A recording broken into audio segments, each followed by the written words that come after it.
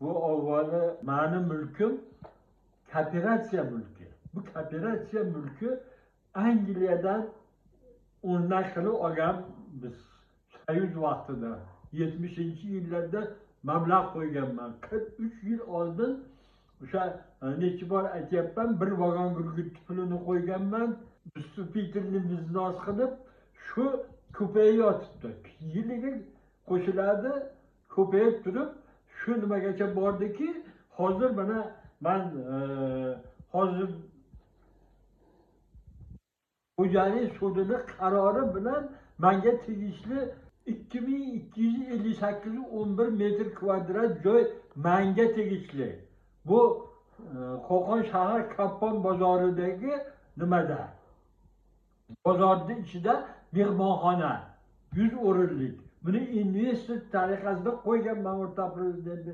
Necha marta gapiraverib soqollari oqardi. Quloq solinmaydi o'rta prezident. Nima qilishga hayronman. Bu mulkni tonvari bo'lmaydi. O'rta kadastr nimali sud qarori bilan menga tegishli.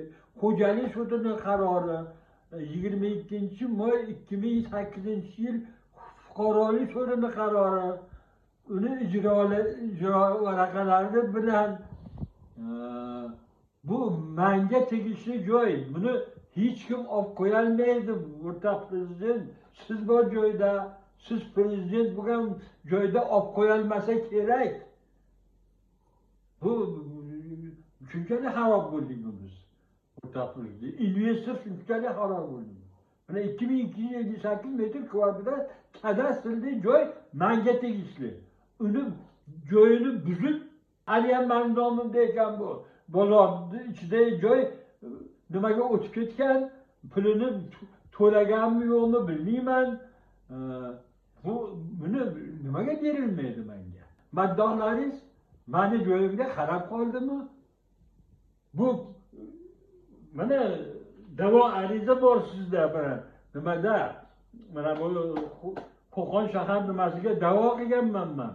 Furqat ko'chasida mening mehmonxonam joylashgan joyda saqlovchi tashkilot Discord Invest shuni bir sotiq yerda 218 milyon 580 ming narxlagan ekan. Meni haqqim yo'qmi?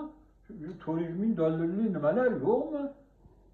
Bu kooperatsiya, bu Angliyadan hech bo'lmasa Angliyani hurmat qilaylik. Bularda o'sha yerda bizga o'qituvchilarimiz o'rgatgan, kooperativlarni boshliqlari o'rgatgan. Bular o'sha nimalar angliyalik millionerlar yig'ilishib turib, pul tashab turib, kooperatsiya tashkil qilib, shuni rivojlantirib, bitta soha qilgan ekan. Shu soha bizda bo'lgan. Aytdi vaqtida Sentrasoyuz deyilardi, O'zbekistonda o'zi birlashuv, alohida summa, buni kechvorib bo'lmaydi. Hech bo'lmasa bu nimamiz, bu o'rtoq prezident maddohlaringiz Angliyani hurmat qilsin. Sizmi-yu prezident ya bularmi? Marif Usmonov bilan mana nima hisob beribman. Men o'sha yerda bo'ladigan bo'lsam, bir so'm pul ham ololmaysan, 1 santimetr joy ham ololmaysan. Kim vakolat berdi unga? Xususiy joyda olib qo'yishga siz qilmaysiz do'stku, o'rtoq prezident. Prezident sizmi bu Sobirov bilan nima Marif Usmonov bilan? Bermayapti. 18 yildan beri bermayapti. Nima haqqi bor? Buni Lubay joyda demokratik davlatda qamaydi bular. O'rta mana bir Angliyani nimasigacha aytganman. Butun dunyo prezidentlariga aytganman, ochlik e'lon qilib, necha kunlab ochlik e'lon qildim. Mana 3 ta tilda o'rtoq prezident. Endi nima qilayman? Meni haqqim yo'qmi yashashga? Siz prezidentlik qilayotgan joyda yashashga haqqim yo'qmi, o'rtoq prezident? Nimaga men haqqimni ola olmayman? Meni haqqimga qarab qollaringmi? Meni xarob qilishim, men nima yomonlik qildim sizlarga? Hozir deylar mana shunday. Mana shunday deylar, kasallik. Yurakda operatsiya qilganman.